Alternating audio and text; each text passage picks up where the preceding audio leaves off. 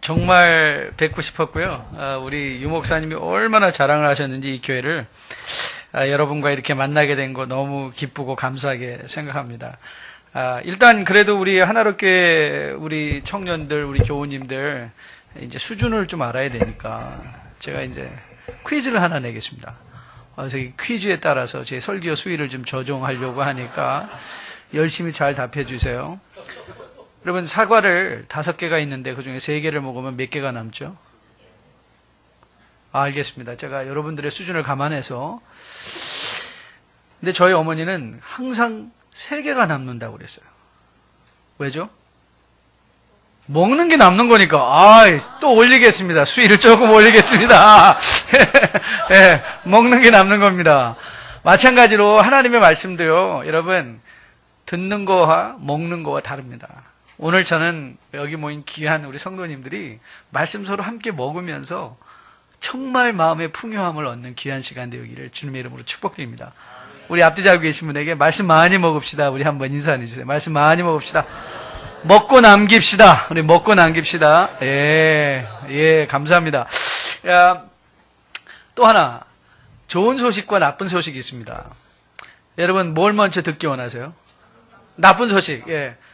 저기 앉아서 예배를 준비하고 있는데 목사님이 저한테 와서 이렇게 말씀하셨어요. 목사님, 시간은 목사님이 알아서 하시면 됩니다. 그래서 마음대로 하라는 거죠, 설교를. 그렇죠? 근데 이게 이제 나쁜 소식이에요. 그러니까 여러분 준비하십시오. 좋은 소식은 저는 그걸 미리 몰랐다는 겁니다. 준비한 것만 하겠습니다. 겁먹지 마십시오. 준비한 것만 여러분과 함께 나누겠습니다. 저는 여러분이 참 각별하게 생각이 돼요. 오늘 여기 와서 북한을 이야기하며 이렇게 고향을 그리워하는 여러분들의 모습을 보면 저는 이민 생활 거의 40년 차입니다. 여러분, 우리 이민 가면요, 우리 성도님들이 다 애국자가 됩니다. 우리도 여러분이 마치 여기서 우리 북녘에 있는 동포들을 위해서 기도하고 간구하는 것처럼 우리 교회 강단에서도 대표기도 할 때마다 우리는 조국을 꼭 북한을 포함해서 빼놓지 않고 기도하고 있습니다. 조국을 그리워하는 마음. 그러니까 어떻게 생각해 보면 저는 사실 저희 아버님은 황해도 해주 평산 출신이신데 6.25 때 이후에 이제 내려오셔서 가호적 하시고 저는 경기도 부천 국민학교, 부천 중학교, 부천 고등학교 출신입니다. 그런데 이제 외국에서 40년을 살다 보니까 고향이 없어져 버렸어요. 미국에서 40년을 살아서 주류에 있는 저는 거기서 대학을 나오고 이제 대학원을 나오고 목사가 돼서 주류의 백인들과 같이 이렇게 활동을 하고 하지만 그래도 늘 이 손님인 듯한 느낌, 그런 느낌이 있습니다. 여기가 정말 내 집이 아니지. 그런데 그러고 보면 오늘 여기 모여있는 우리 형제 자매님들 중에서도 그런 게 있을 것 같아요. 아무리 남한 속에 들어가도 내 집이 아닌 듯한 느낌. 그렇죠? 누군가 이렇게 손님 취급당하는 느낌. 저는 그런 느낌을 가지고 40년을 외국 생활을 했습니다. 그래서 한국에 올 때는요, 좋아요. 오면 불편한 거 많습니다. 걸어 다니는 환경도 참 불편하고 또 너무 이렇게 소비 문화적인 것도 보면 좀 마음에 꺼리는 것도 있고 하지만 그래도 이렇게 딱 오면요, 마음이 푸근해요. 그래도 나를 적어도 이방인 취급하는 사람은 없구나. 말만 안 하면. 어제도 뭘 사러 갔더니 외국에서 오셨죠? 그러더라고요. 맞습니다. 저는 정체성이 좀 불분명한 것 같아요. 언어도 한국말이 제가 보통 꿈을 꾸는 언어가 자기의 모국어라고 하는데 저는 보면 영어로도 꿈을 꾸고 한국말로도 꿈을 꾸고 하는 것 같아요. 우리 자녀들, 우리 이제 막내가 23살이고 우리 큰 아들이 30살인데 또 그 아이들이라고 말할 때는 아주 이상합니다. 이건 영어도 아니고 한국말도 아니고 막 한국말 했다 영어 했다가 막 왔다 갔다 주고받고, 그럼 아이들은 한국말을 못하죠. 잘 못하는데 그래도 아빠 엄마가 하는 말은 또 다 알아들어요. 먹고 살아야 되니까. 안 하면 밥 안 해주니까. 이런 이 짬뽕된 이 세상 속에서 살아가고 있습니다. 그럼에도 불구하고 나의 나됨이 있습니다. 우리의 우리됨이 있습니다. 그게 뭘까? 그게 뭘까? 그걸 한번 우리가 오늘 파헤쳐 보려고 합니다. 저는 구약에서 구약을 쭉 읽어가다 보면 여러분 지금 보니까 출애굽기 성경 읽기 파트가 나오는데 이제 출애굽기 넘어서는 또 이제 뭐가 나오죠? 민수기가 나옵니다. 민수기를 읽을 때마다 이제 좀 기다리시다. 조금만 있으면 이제 여러분 민수기를 읽을 건데요.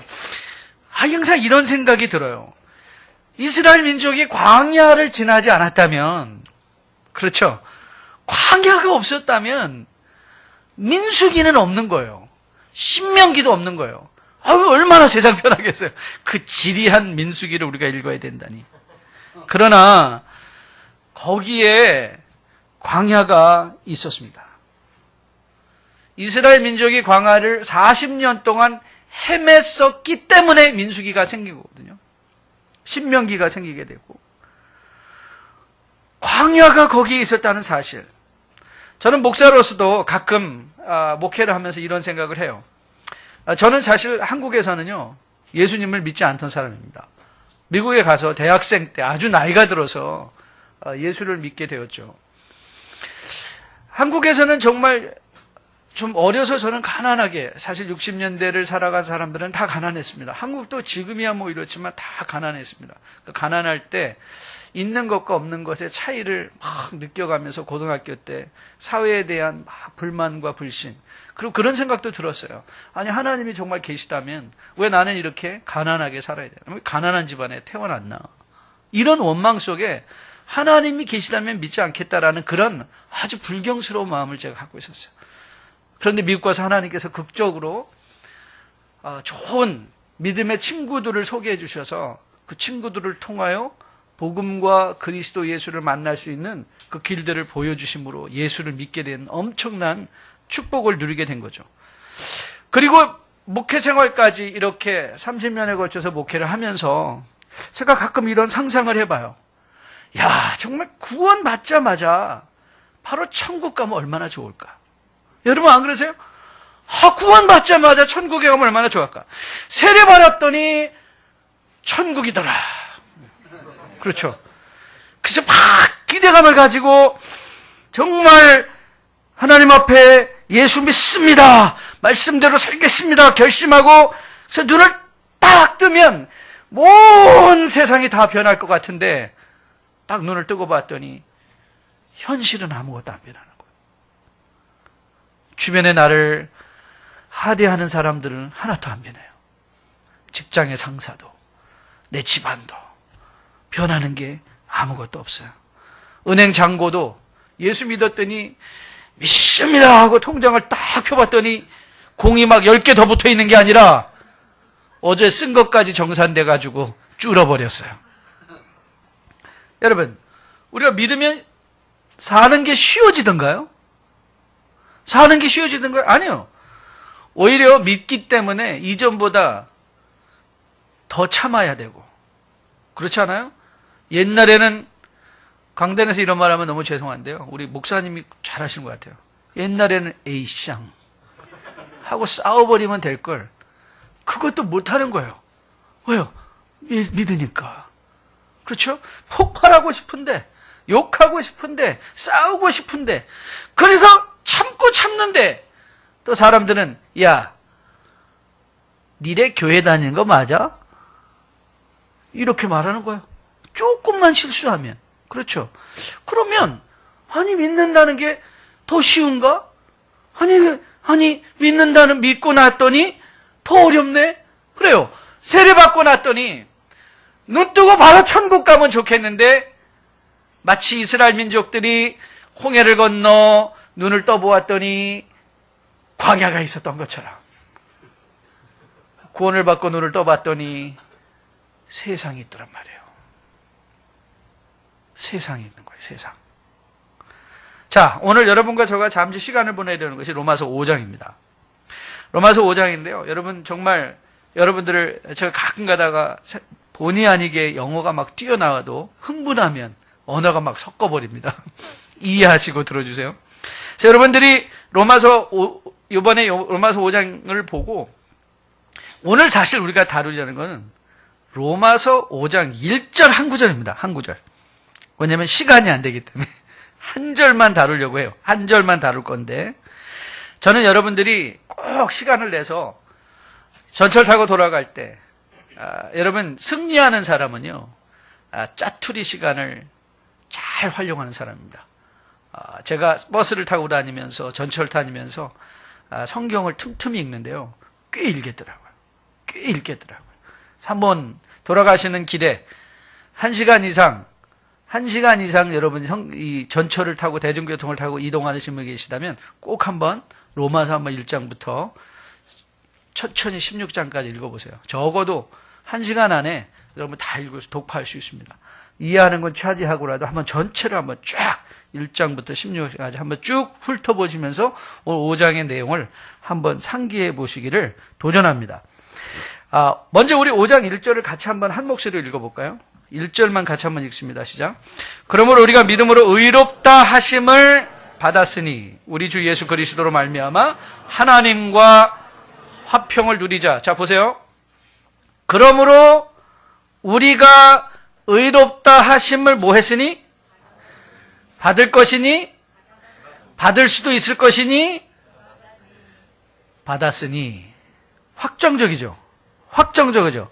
받았으니까 이제 뭐 하자는 거예요? 하나님과 뭐 하자? 화평을 누리자. 이렇게 얘기를 해요.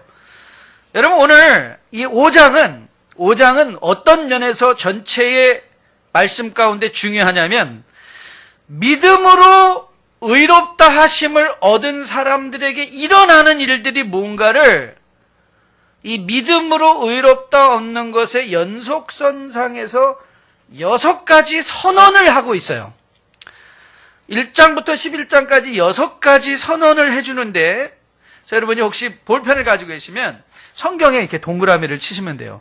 바울이 믿음으로 의롭다 하심을 얻으면 그럼 도대체 우리가 예수를 믿으면 우리 안에 무슨 일이 일어나는가? What happened? 우리 안에 일어난 일이 무엇인가? 그걸 이제 우리에게 선언을 해주는데 자, 첫째 한번 여러분 보시면 1절의 하반부에서 뭘 말하고 있는가 하면 화평을 믿음으로 의롭다 하심을 얻었으니 뭐 하라는 거예요? 화평을 누리자 이렇게 권면해요. 그리고 2절 전반부로 보면 믿음으로 서라. 믿음으로 선다는 말이 나와요. 믿음으로 서는 거예요. 그러니까 믿음으로 의롭게 하 있는 사람은 뭐 앉아 있는 사람이에요? 주저앉아 있는 것이 아니라 서 있는 사람이에요. 서 있는 사람. 그리고 후반부에 가면 믿음으로 의롭게 된 사람은 어떤 사람이에요? 즐거워하는 사람이에요. 복음을 자랑하는 사람이에요. 즐거워한다, 자랑한다라는 표현이 등장하고요. 3절 말씀을 보면 기가 막히죠. 믿음으로 의롭게 된 사람은 어떤 일이 일어나요? 환난 중에 뭐예요? 환난 중에 즐거워한다. 저는 여러분들이 이 말씀도 꽉 잡았으면 좋겠어요. 믿음이 나에게 하는 일이 뭐라고요? 환난 중에도 뭐 할 수 있게요? 즐거워할 수 있게 하는 거예요. 즐거움.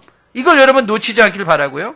그리고 9절 말씀을 가면 9절에서 믿음으로 의롭다 하심을 받은 사람은 구원을 받게 된다 이 말이에요. 구원을 받게 된다라는 표현이 등장하고 11절 말씀 보면 또 이제 다른 표현이지만 같은 말인 것 같지만 다른 차원의 즐거움. 하나님 안에서 즐거워한다. 이 즐거움을 성도가 누릴 수 있는 즐거움을 더 설명하는 거예요. 설명하는데 하나님 안에서 즐거워한다. 이것도 아주 이 각 선언 하나하나가 사실 한 주에 한 번씩 한마디로 풀어가도 시간이 부족할 정도죠. 그래서 오늘 저는 바로 1절 화평을 누리자라는 표현에서 오늘 머물려고 하는 거예요. 여러분 우리는 구원을 논할 때마다 그럼 도대체 구원이 무엇이냐?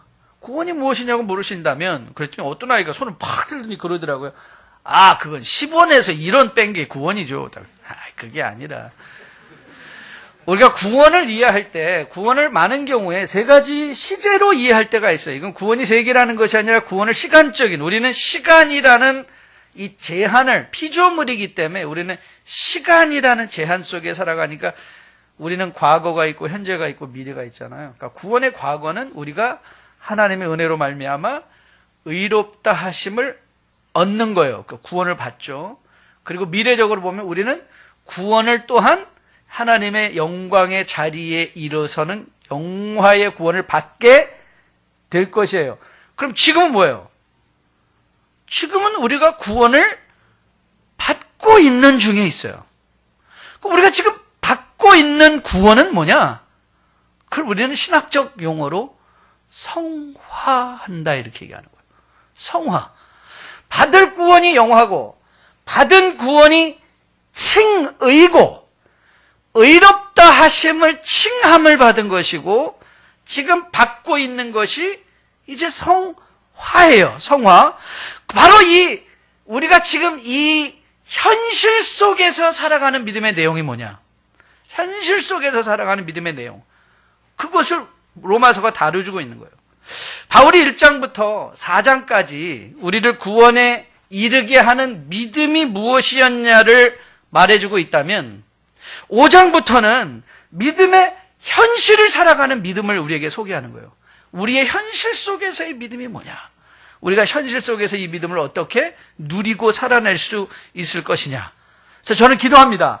여러분들이 이 로마서 5장 말씀, 특별히 오늘 한 구절의 1절 말씀이라 할지라도 저는 이 말씀이 여러분들의 심령 속에 오늘 깊이 각인되는 복된 이 시간 될 수 있게 되기를 주님의 이름으로 축복드립니다.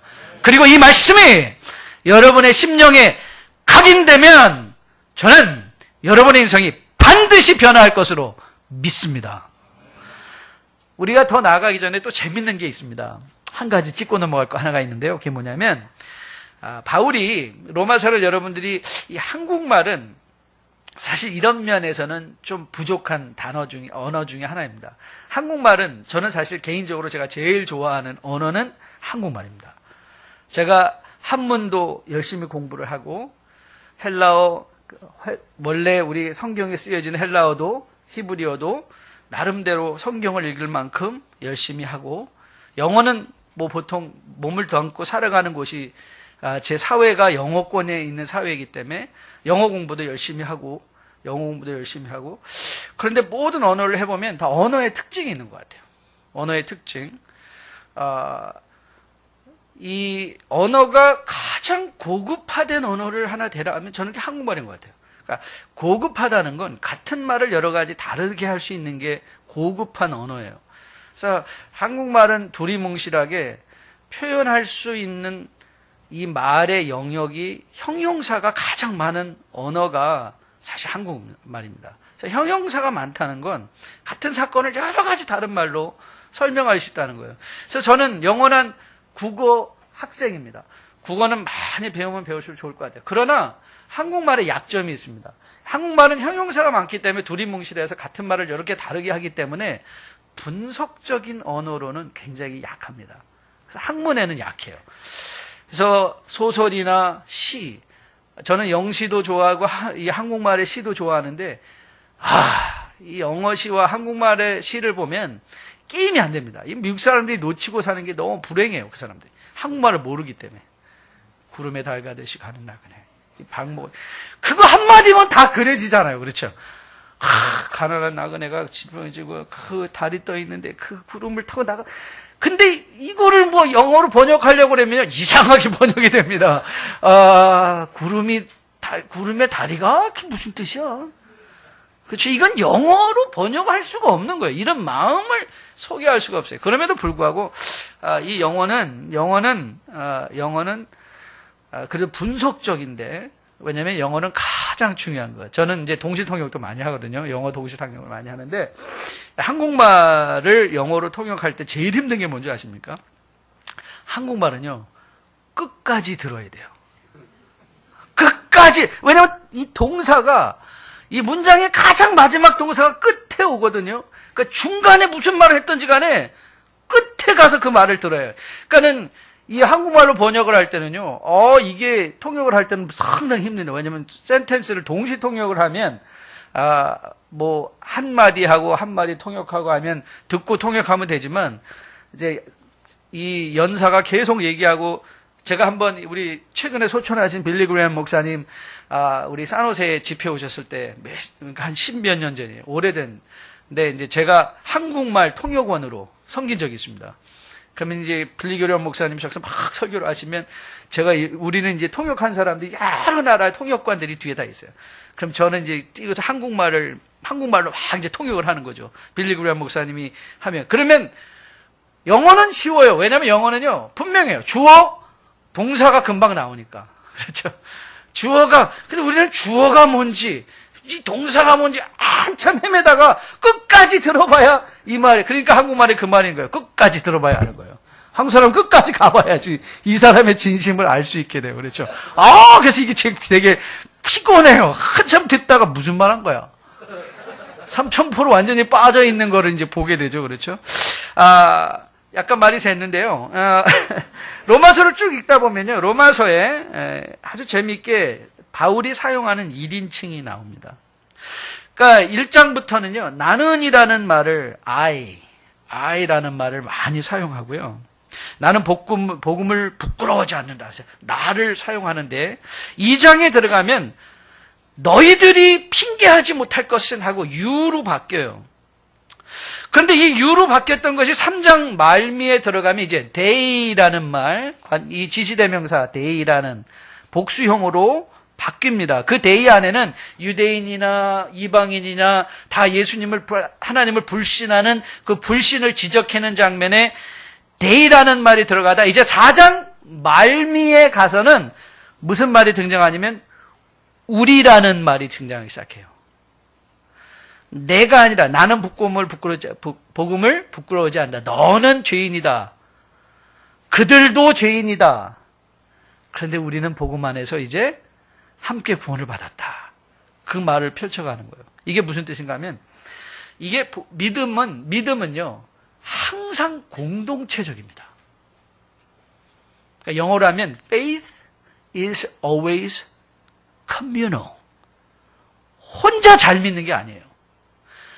믿음은 항상 관계적이에요.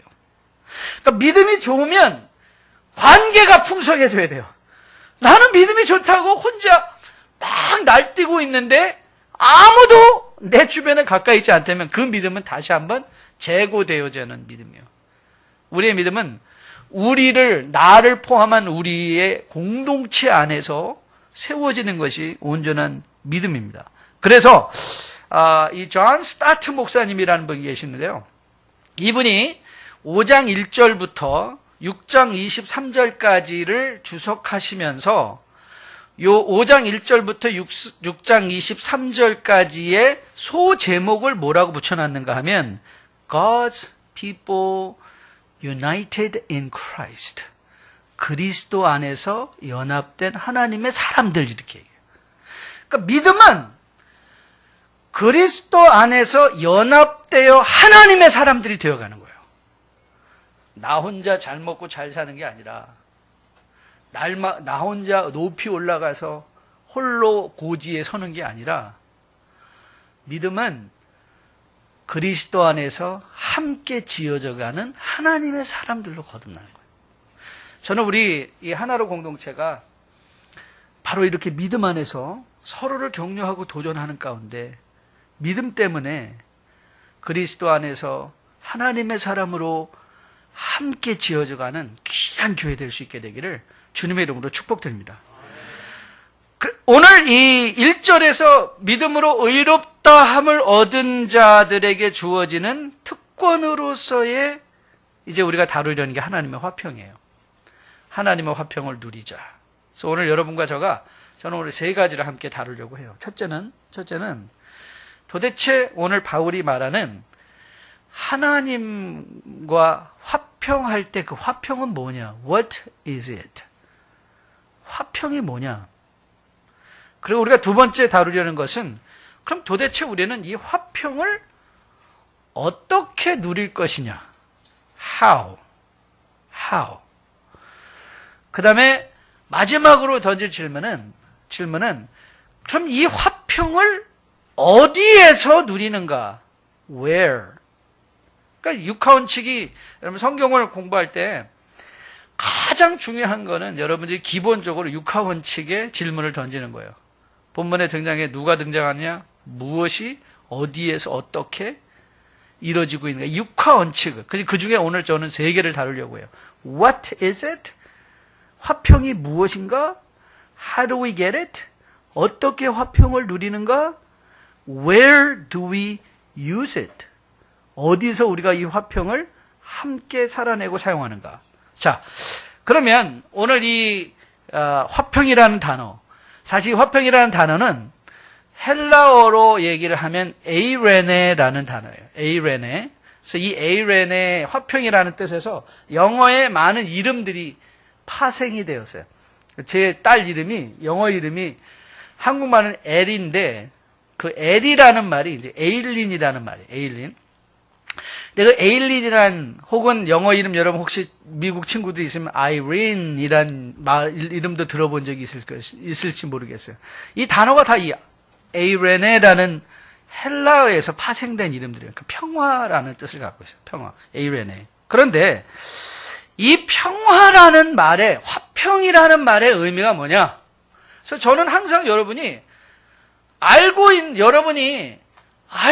걸 도전해 보세요. 알고 있는 걸 도전하세요. 화평을 뭐냐? 여러분이 이 화평이라는 단어를 여러분이 스스로 여러분의 단어, 여러분의 개념으로 설명하지 못하면 모르는 거예요. 그래서 우리는 항상 성경을 읽으면서도 내가 이 단어 하나를 내가 안다고 그냥 지나치지 말고 내가 그 단어의 의미를 정말 알고 있는가를 물어야 돼요. 그럼 도대체 이 화평이 뭐냐는 거예요. 화평이 뭐냐. 그래서 이거를 먼저 사전적으로 접근해 보면 부수어지거나 조각난 것들이 합쳐진 상태다. 그게 평화라는 거예요. 여러분 그렇게 생각해 본 적 있어요?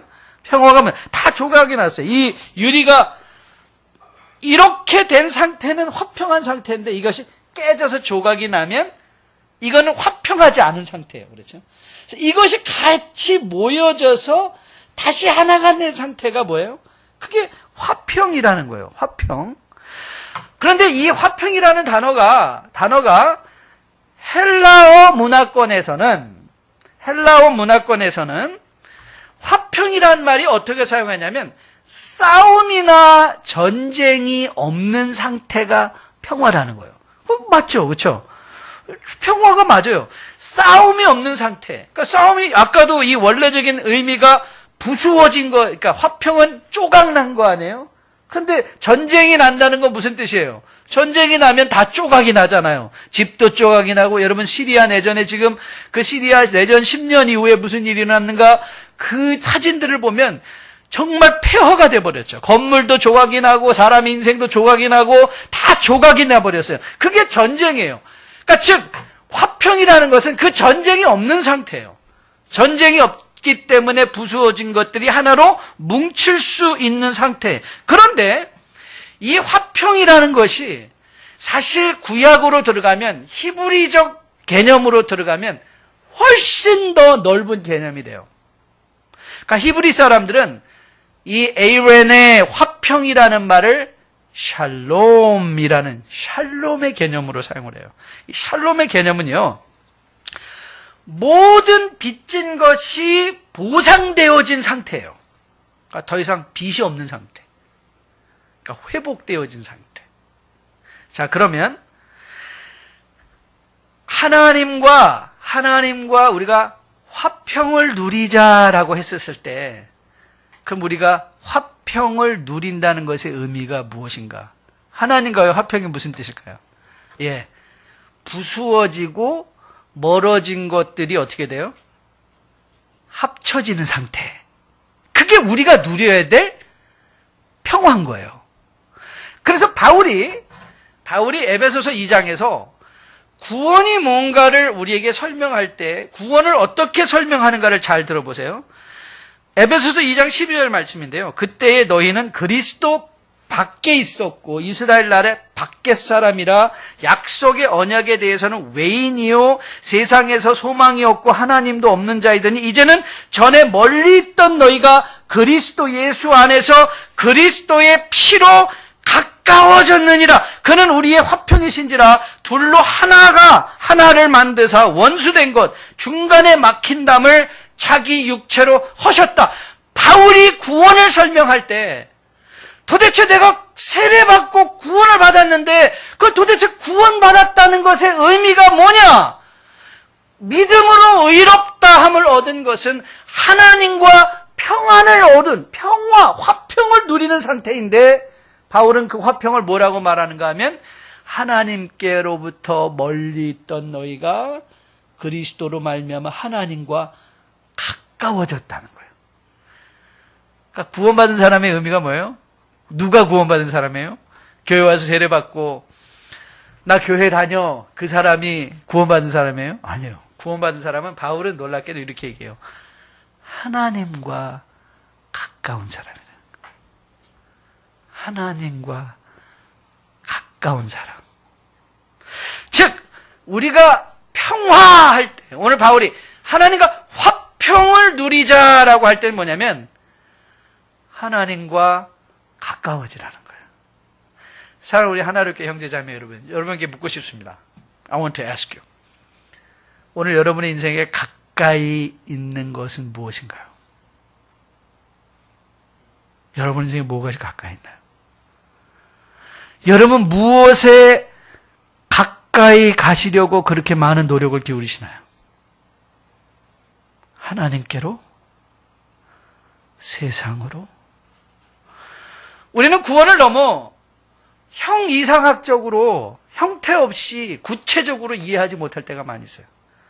우리가 믿는 믿음은 우리의 매일의 삶의 현장에 직접적인 영향을 미치는 구체적인 거예요.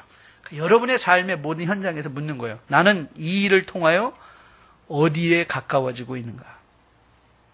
저는 우리 하나님께 성도 여러분들이 하나님과 화평을 누리는 믿음으로 말미암아 그리스도 안에서 의롭게 되었다면 하나님과로 가까이 나아가는 여러분 되시기를 주님의 이름으로 축복드립니다. 그래서 요한이 요한복음 17장에서 구원의 절정을 어떻게 그리스도의 기도, 예수님께서 이 땅에 있었을 때 우리를 위하여 대제사장적인 기도를 드리시는데 여러분 예수님의 기도 제목이 뭔지 아십니까? 우리 하나로 교회가 20층짜리 고층 빌딩을 갖게 하시고 뭐 명예가 사람이 몇천 명이 모이게 하시고 몇만 명이 이게 아니라 그리스도께서 그의 백성들을 위하여 기도하실 때 이렇게 기도하셨어요. 아버지요, 아버지께서 내 안에 내가 아버지 안에 있는 것 같이 그들도 다 하나가 되어 우리 안에 있게 하사 세상으로 아버지께서 나를 보내신 것을 믿게 하옵소서. 주님의 기도가 뭐라고요? 우리가 마치 아들이 아버지 안에 있으신 것처럼 우리도 그들 안에 있어. 세상이 우리를 통하여 하나님이 우리를 보내셨다는 것을 알게 해달라 이 말이에요. 그렇죠. 그럼 그 보면 구원이라는 것이 내가 지금 삶의 형편이랑 아무 상관이 없죠. 그런데 여러분 우리가 굉장히 오해가 많아요. 왜냐하면 여러분이 이 화평이라는 단어를 한국 국어 사전을 통해서 찾아보면 그 의미가 어떻게 적혀 있는가 하면 걱정이나 탈이 없음, 무사히 잘 있음 이렇게 설명해 놨어요. 걱정이나 탈이 없는 상태. 그럼 여러분 이 세상에 걱정이나 탈이 없는 사람이 있을까요? 그럼 이 세상에 있는 사람들은 다 화평하지 않은 상태인가요? 여러분 성도 중에 나는 걱정이나 탈이 없습니다 라고 말하실 수 있는 분이 누가 있나요? 아마 별로 없을 거예요. 여러분 그런데 너무 놀라지 마세요. 성경에 있는 모든 인물들, 성경에 있는 사람들을 다 하나하나 찾아보세요. 이들은 걱정과 염려로 꽉 차 있던 사람들이에요. 여호수아가 그 이스라엘 민족을 이끌고 요단을 건너갔을 때 얼마나 그 마음이 두려웠으면 주의 사자가 나타나서 그에게 뭐라고 말했어요? 야, 너 두려워하지 말라. 근심하지 말라. 두려워하지 말라. 근심하지 말라. 여러분, 만약 여호수아가 두려워하지 않고 근심하지 않고 있었다면 그런 말을 하나님께서 주셨을까요? 안 주셨을까요? 안 주셨을 거예요. 그가 두려워하고 있었어요. 여러분, 사도행전에 보면 사도 바울에게 주님께서 사도행전 18장에 바울에게 주님께서 이런 환상으로 이런 말씀을 들려주십니다. 밤에 주께서 환상 가운데 바울에게 말씀하시되 두려워하지 말고 침묵하지 말라. 여러분, 왜 이런 말을 주셨을까요? 사도 바울이 그때 뭐 하고 있었을까요? 두려워하고 이제 그만할까? 라는 마음이 들었기 때문에. 그렇죠? 격려해 주시는 거죠. 두려워하지 말라. 여러분, 화평하다는 것은요, 내 주변의 삶의 모든 것이 다 정리정돈이 세상적으로 걱정할 거나 염려할 것이 없다는 상태가 아니에요. 맞아요. 아니, 우리는 걱정할 것이 너무 많아요. 아직도 고민해야 될 것이 너무 많아요. 아직도 세상의 차별 속에서, 저도 그래요. 이 주류 백인들과 함께 살아가면서 그 안에서 아직도 받는 차별들이 엄청 많이 있어요.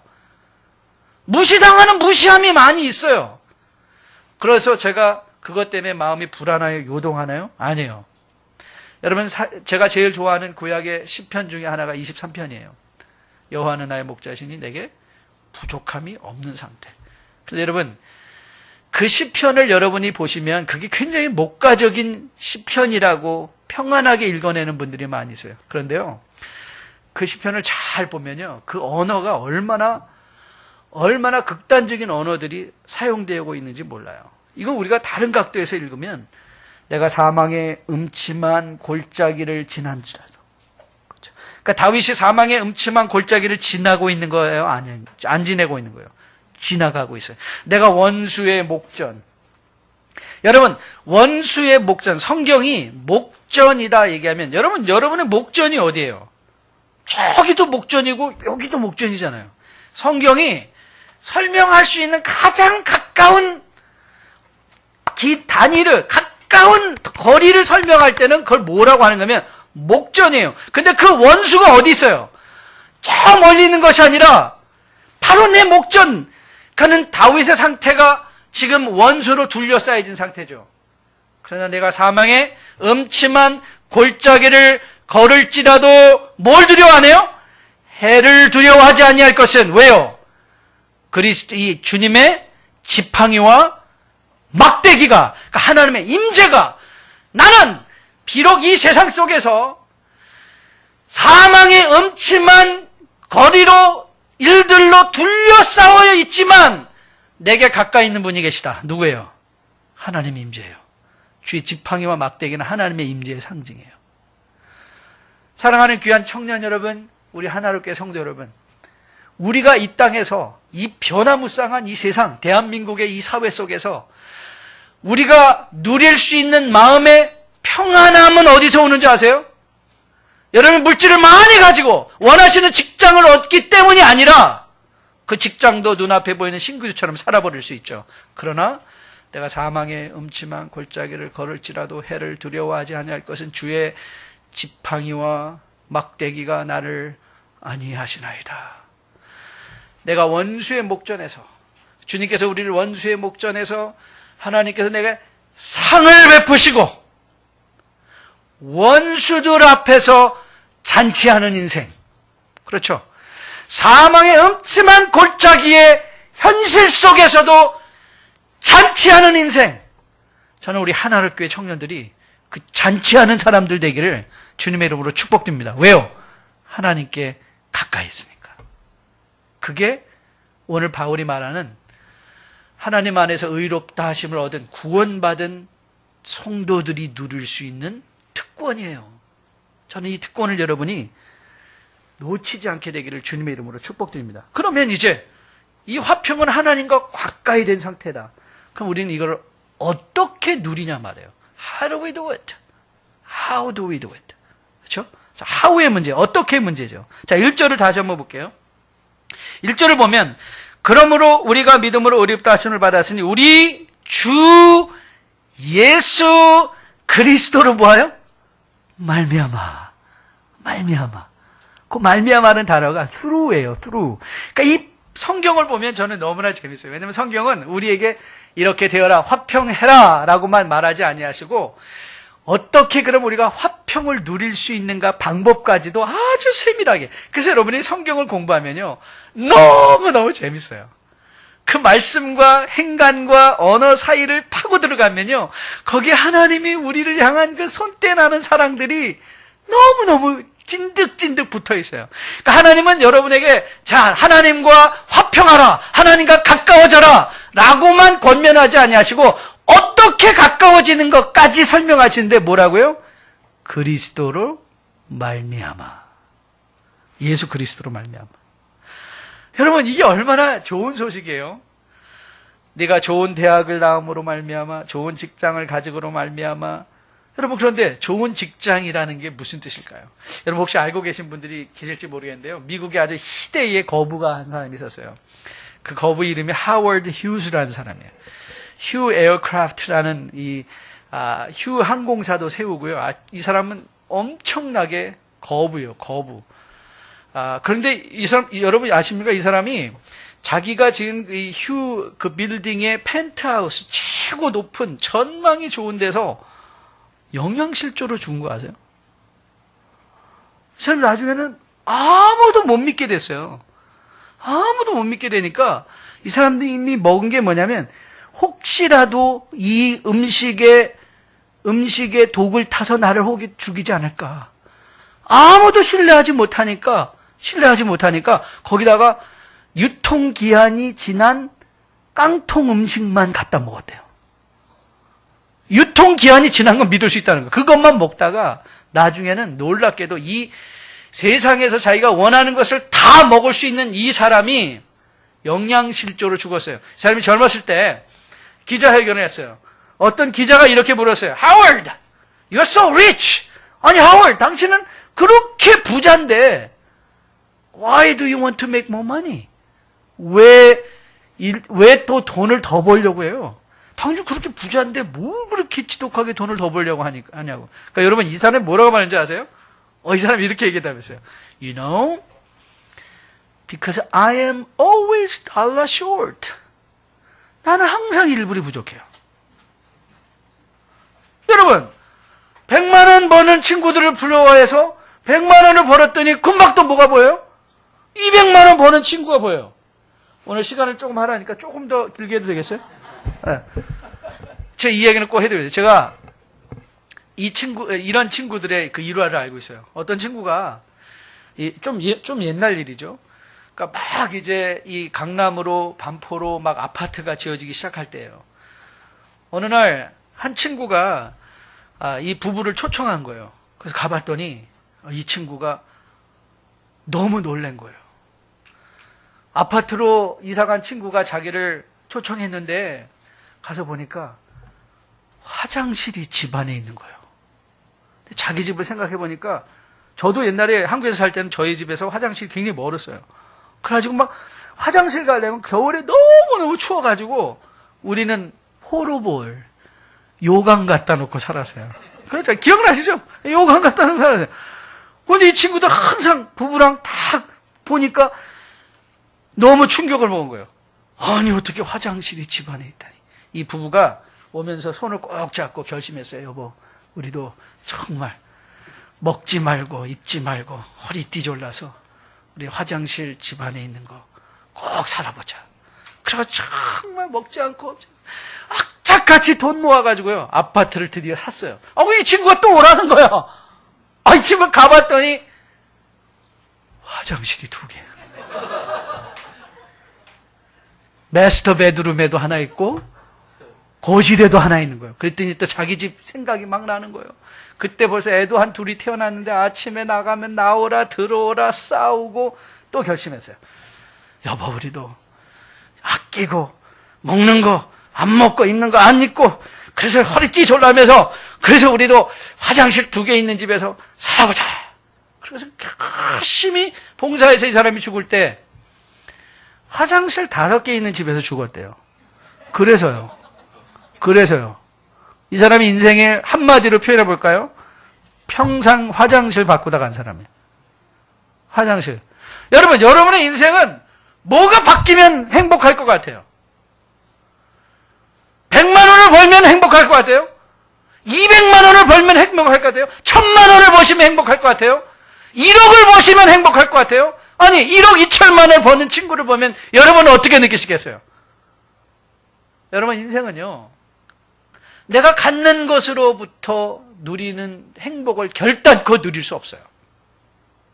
갖는 것으로, 되는 것으로. 그런데 오늘 성경은 우리에게 권면해요. 그리스도 예수로 말미암아. 내가 아니라, 내 안에 있는 것이 아니라 그리스도는 나와는 별개로 존재하시는 그 예수님이 나로 하여금 뭐하게 한다는 거예요?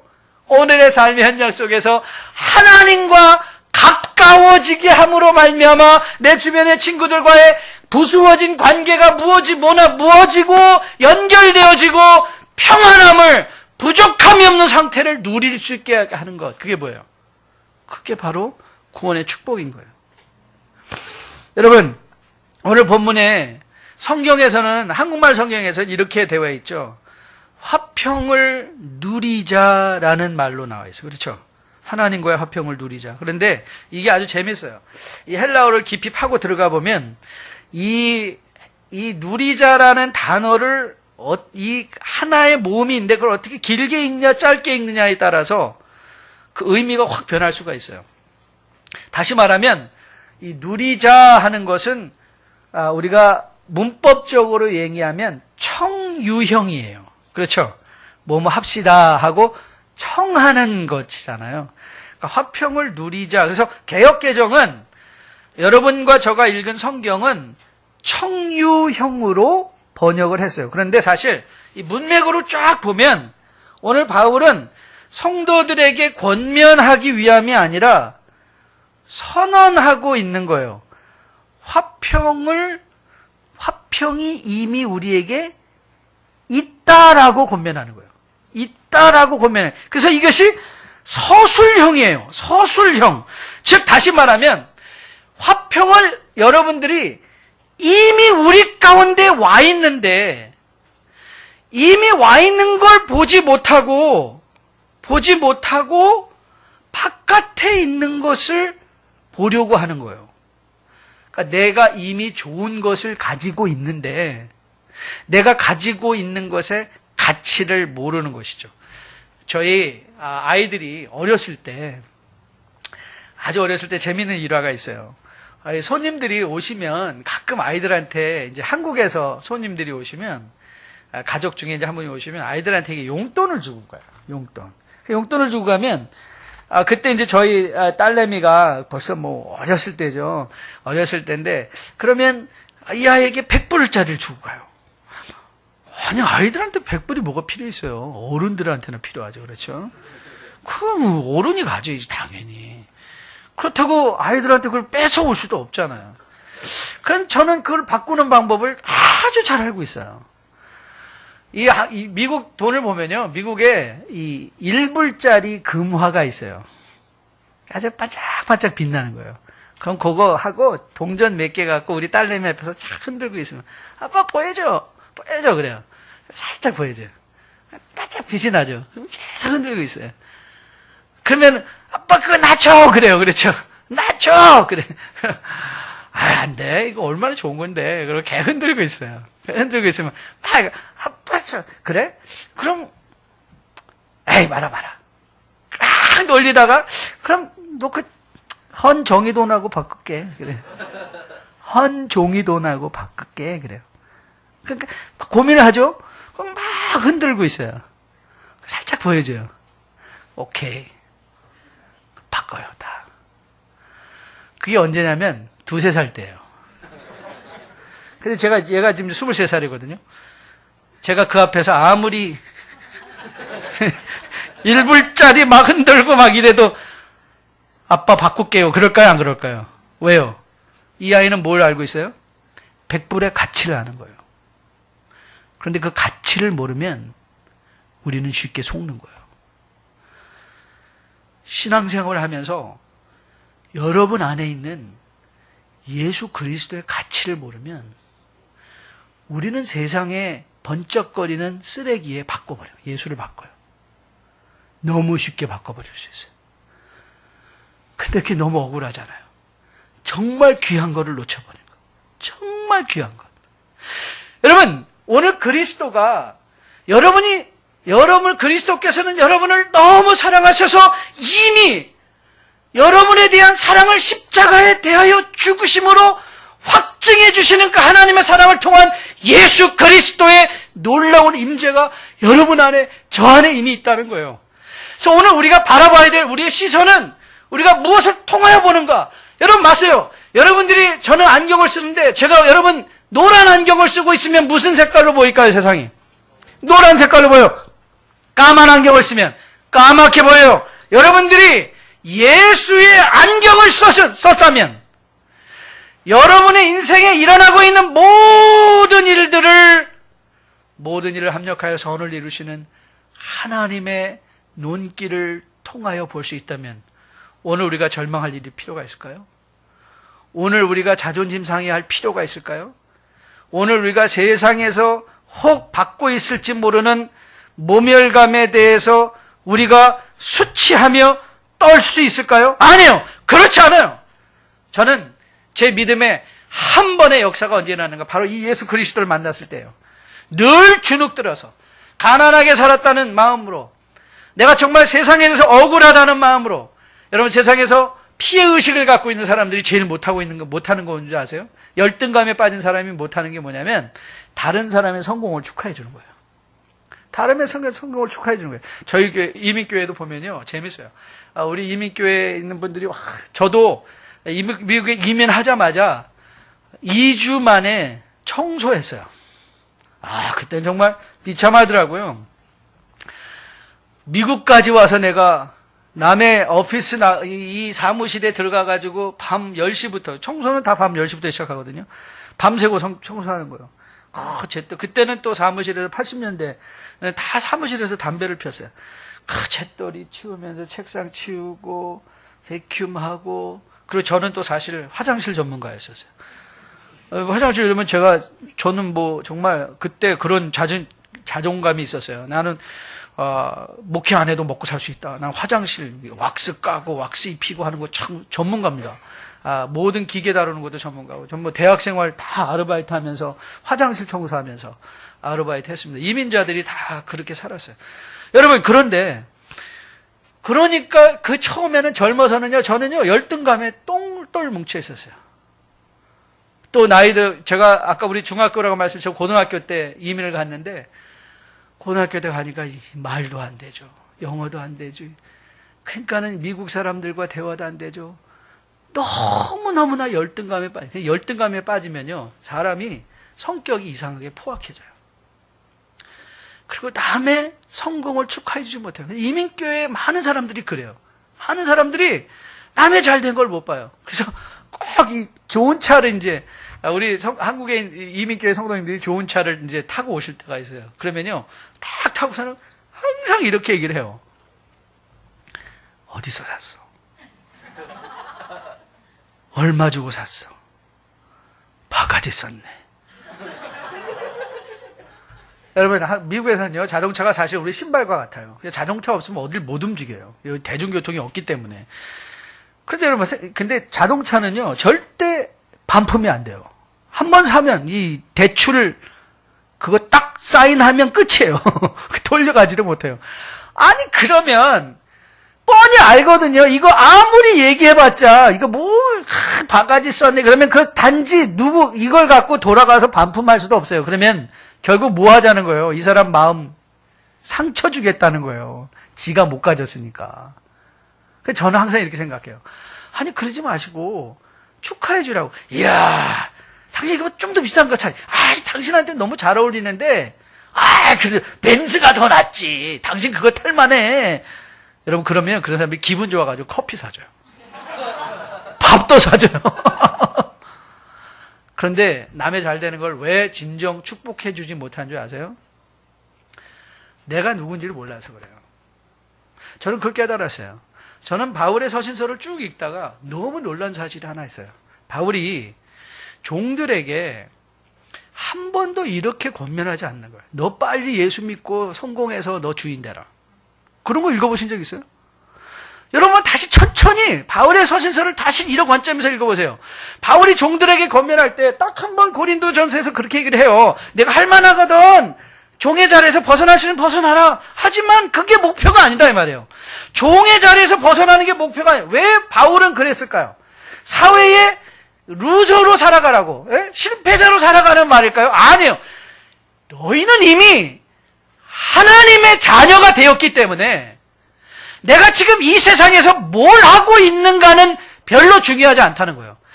그 대신에 뭘 하냐면 네가 종이냐? 그럼 종답게 하나님께 일을 하듯 해보라는 거예요. 여러분의 직장 생활에서 저는 그렇게 생각해요. 직장 생활 하나님께 하듯 주인을 섬겨보다. 하나님께 하듯 손님을 섬겨보라. 하나님께 하듯 즐거움으로 오늘 내가 처한 삶의 상황에서 오늘도 내 인생은 왜 이렇게 꼬였냐? 왜 나는 이것밖에 안 되냐? 나는 부모 잘못 나서 나는 저희 아버님이 제가 11살 때 돌아가셨거든요. 참 늘 그랬어요. 야, 나는 아버지도 일찍 돌아가셔가지고 난 이게 뭐냐? 나는 부모 잘못 만나서 이런 그게 아니에요. 제가 부모 잘못 만나가지고 잘못 만난 거 아니라 그런 부모님을 만나서 제가 32살에 목회를 개척을 했는데요. 개척을 했는데 어르신들하고만 이렇게 개척을 하는 거예요. 그런데 제가 어려서 한 고생의 이야기들을 이렇게 어르신들과 나누면 너무 공감이 되는 거예요. 저는 정말요. 제가 여기서 얼마 떨어지지 않은 우리 경기도 부천 심곡동 출신인데요. 그때는 아무것도 없었어요. 들판에 맨날 가을에는 메뚜기 잡아먹고 산에 올라가서 풀 따라먹고 그러면 어른들 그 말하면요 너무 공감을 하시고 그래 맞아 좋아 정 목사는 어떻게 저런 걸 다 하나 그랬더니 그 고생의 과정이 저한테는 너무나 큰 인생의 자양분이 된 거예요. 청년 여러분 고생하면서 이 자리까지 오신 분들 많죠. 지금도 여러 가지 열악한 형편 속에서 고민하는 분들도 많이 있죠. 근데 여러분 기대하시라. 하나님께서 모든 걸 합력하여 선을 이루시며 여러분을 향한 하나님의 선한 뜻을 반드시 보여줄 날이 있을 거예요. 그때까지 뭐 하는 거예요? 오늘 내가 처한 삶의 현장 속에서 화평을 누리는 거예요. 아침에 일어나셔서 크게 웃으시고 하나님! 오늘도 내가 하루 시작합니다. 저 그래요. 하루에 아침에 일어나서 제가 제일 먼저 입에 올리는 게 뭐냐면 하나님 감사합니다. 하나님 감사합니다. 내가 하나님의 자녀가 되었다니. 오늘 하나님 버스에 올라가서도 감사합니다. 지하철 타고도 감사합니다. 책을 열면서 감사합니다. 오늘도 겪고 걸어가는 것, 이 모든 일들이 하나님 나라에서 선을 이루게 될 걸로 믿습니다. 제가 강남역을 어저께 걸어다녔는데요. 제가 그래서 강남에서 사람 구경을 한참 했어요. 거기 한 여자분들이 몇 분 계시는데 계속 사람들한테 말을 걸는 거예요. 저 사람이 뭐를 파는 사람들인가. 그래서 제가 가서 물어보고 싶었는데 그런 용기는 없었고 그래서 제가 버스 시간을 마치려고 막 걸어가는데 어떤 분이 와서 저를 팔을 탁 잡는 거예요. 여자분이. 그래서 딱 잡아서 선생님 참 덕스럽게 생기시고 좋은 기가 막 보이시는 것 같아요. 그래서 제가 첫 번째 한 말이 뭔지 아세요? 저 이렇게 해서 그렇죠. 너무 당황하시더라고요. 대부분 뭐냐고 막 이러고 가시는데 정말 제가 기가 나죠. 정말 그렇죠. 근데 제가 너무 바빴어요. 그분하고 좀 더 대화를 다음에 가면 한번 좀 제가 이렇게 약간 호감을 보이니까 2차로 굉장히 예쁜 자매가 하나 딱 오더 제 팔을 딱 잡더라고요. 얘기 좀 해요. 그러고 나 결혼했는데. 그런데 저 안에는요 항상 그 마음이 있어요. 하나님 안에서 나 하나님의 자녀다. 내가 지금 하고 있는 일이 나를 귀하게 만드는 게 아니라 그리스도가 나를 귀하게 만드는 거예요. 여러분이 하고 있는 일이 여러분의 정체성이 아니라 그리스도가 여러분의 정체성이에요. 저는 여러분이 이 사실을 꼭 잊지 않게 되기를 주님의 이름으로 축복드립니다. 이 그리스도께서 나는 길이요 진리요 생명이니 나를 통하지 않고는 아버지께로 올 자가 없다. 요한복음 14장 6절에서 말씀하셨잖아요. 그렇죠? 여러분 그렇기에 하나님께 가까이 가는 것 단 것 없습니다. 그리스도를 걸어가십시오. 그리스도를 걸어가는, 어떻게 그리스도를 걸어가냐고요? 말씀을 읽으십시오. 말씀을 공부하십시오. 제자 훈련 반드시 하십시오. 그러면 이 화평이 어디에 임하는가? 자, 우리 마지막 질문 잠깐 다루도록 하겠습니다. 자, 이 화평은 우리가 화평이라는 건 하나님과 가까워진 상태고, 화평을 누리기 위해서는 내 안에 이미 와 계신 예수 그리스도의 놀라운 은혜를 깨닫고 그걸 입으로 고백하고 선포하는 것이라고 말씀드렸다면, 자, 이 화평이 어디에 임하는가? 저는 한국말을 굉장히 공부하는 학생입니다. 그래서 도대체 한국말은, 여러분 한국말에 이 인간을 가리키는 말이 두 가지가 있죠. 하나는 인간이고 또 하나는 사람이에요. 그렇죠? 사람. 그래서 사람이라는 말은 생물학적인 차원이에요. 생물학적인 차원으로 살아 이것이 이제 사람이라는 말로 이렇게 됐다는 하나의 설이 있고, 그럼 도대체 왜 인간이냐? 여러분 사실 이 한문을 쓰는 세 나라가 있는데 일본과 한국과 중국이죠. 그렇죠? 그런데 중국에서도 사실 여기 중국말 하고 올 수 있는 친구들도 있을지 모르겠는데요. 중국말도 사람을 인간이라고 하지는 않아요. 그냥 인자, 렌, 그렇죠? 렌다. 그러면 사람 이런 뜻이에요. 그렇죠? 그러니까 중국어 렌 이렇게 얘기하면 렌이란 말을 지지, 인간이라는 말은 한국의 독특한 개념이에요. 재밌지 않아요? 왜 한국말은 사람을 할 때 사람 인자에 간이 무슨 간자인 줄 아세요? 사이간자예요. 아주 의미가 있죠? 아니, 인간은, 이 한국은요, 나는 내가 나대는 거는 누군가는 내가 맡고 있는 요 사이라는 거예요, 사이. 여러분, 제가 왜 아버지예요? 저의 정체성이 아버지거든요. 제가 아버지인 이유는 제 자식들, 제 아들과 딸과의 요 사이가 있기 때문에 아들이에요. 그렇죠? 제가 왜 목사예요? 제가 섬기는 뉴라이프 교회가 있잖아요. 그러니까 그 교회 안에 성도님들과 저의 사이. 그러니까 한국말은 굉장히 과학적이죠. 그렇죠? 굉장히 합리적인 거예요. 그러니까 나의 나됨을, 그러니까 여러분이 Who am I? 나는 도대체 누구야? 그러면 친구를 보면 알아요. 여러분 주변에 있는 사람들을 돌아보면 여러분의 인간성을 볼 수 있어요. 여러분 주변에, 내 주변에 왜 이렇게 얄민 인간들만 있지? 글쎄, 왜 그럴까요? 내 주변에 이렇게 날 좋아하는 사람, 그러니까 좋은 인간성이 좋은 사람들만 모여있지? 왜 그럴까요? 이 한국말은요, 그래서 아주 합리적인 언어. 그러니까 즉 말하면, 한국말은 이 관계를 전제하고 있는 거예요. 정체성의 관계를 전제해요, 관계.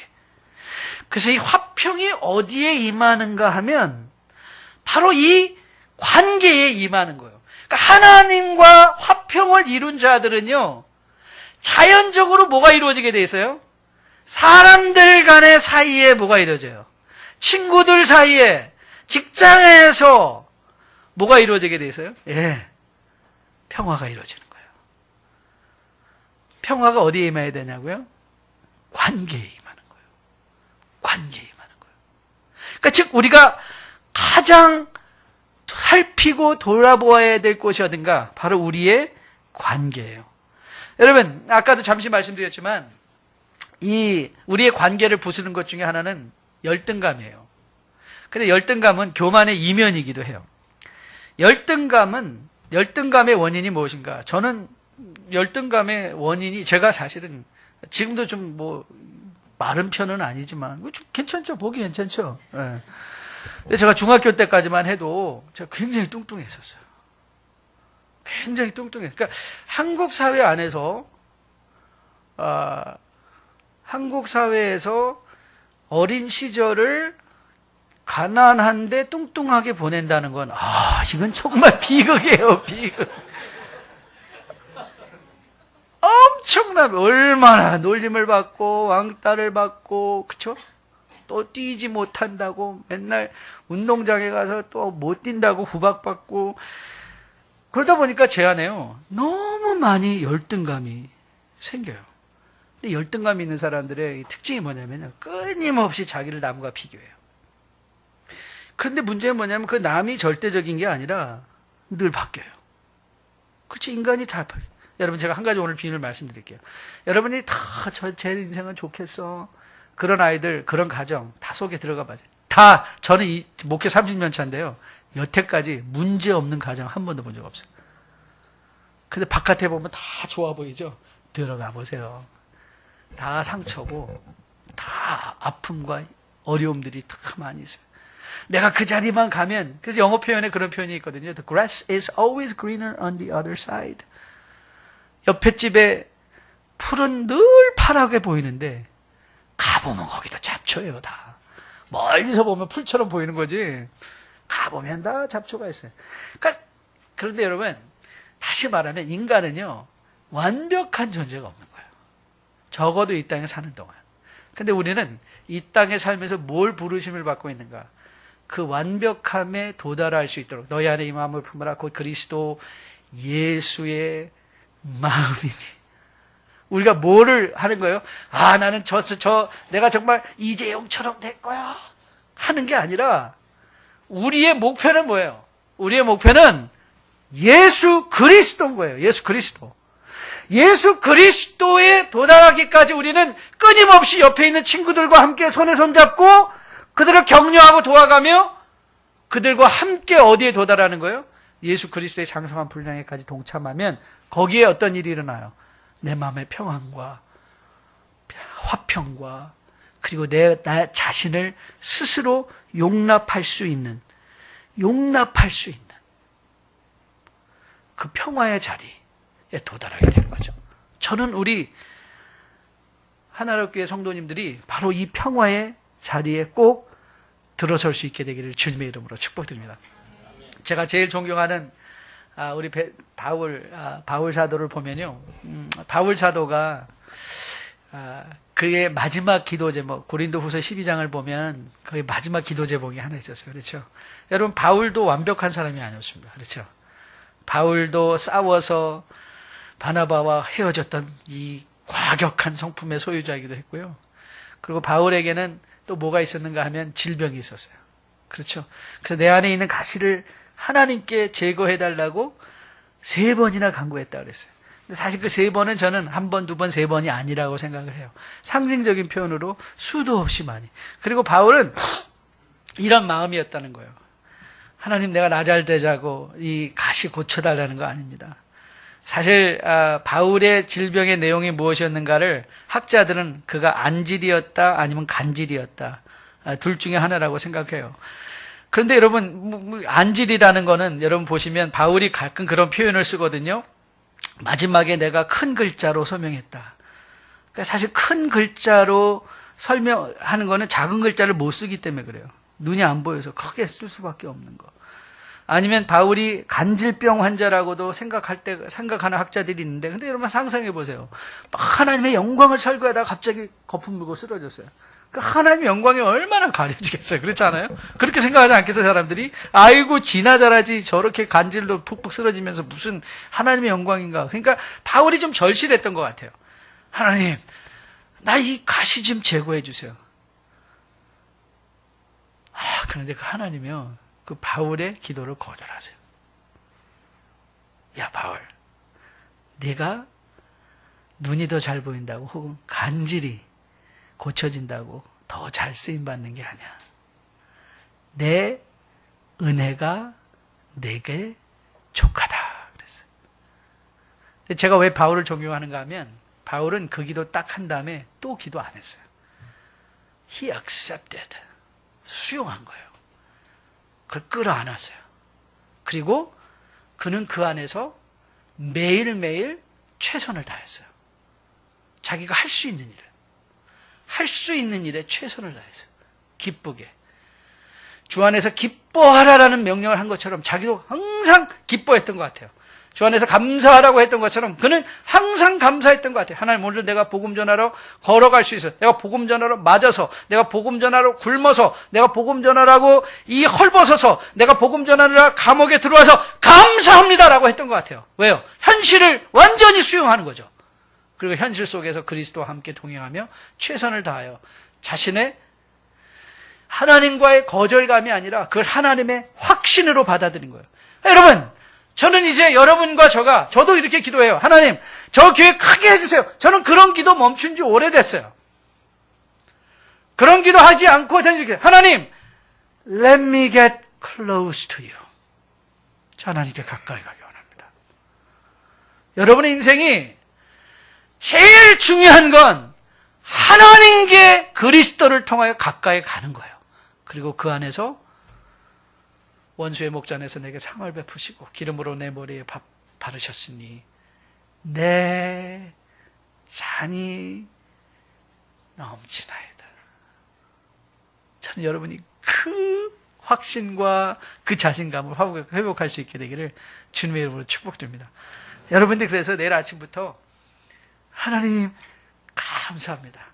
내일 강의실에 들어갈 때 교수님께 하나님 우리 교수님 위해서 감사합니다. 가서 한번 크게 미소 지어주고 교수님 감사해요. 여러분 직장 생활에서 여러분들 주변에 있는 사람들한테 고마워요. 당신이 거기 있어서 고마워요. 여러분이 들어가시면서 교회 건물을 손으로 대면서 하나님 교회를 감사합니다. 한번 해보세요.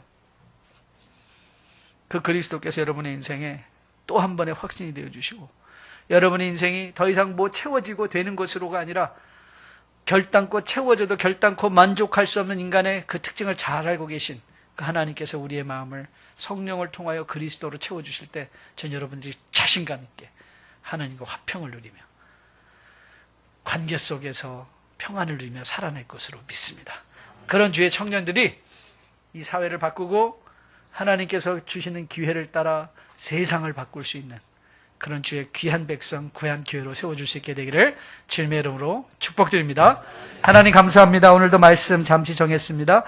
참 귀한 우리 형제자매들의 마음에 밭에 뿌려진 말씀의 씨앗들이 자라게 도와주시고 그리스도 안에서 누릴 화평으로 하나님 앞에 영광 돌릴 수 있는 그것으로 만족하고 자족할 수 있고 감사할 수 있고 또 세상을 즐길 수 있는 그리스도의 복된 백성으로 살아낼 수 있도록 주님 함께하여 주시옵소서. 이 모든 말씀 우리 주 예수님 이름 받들어 감사하며 간절히 기도했습니다. 아멘.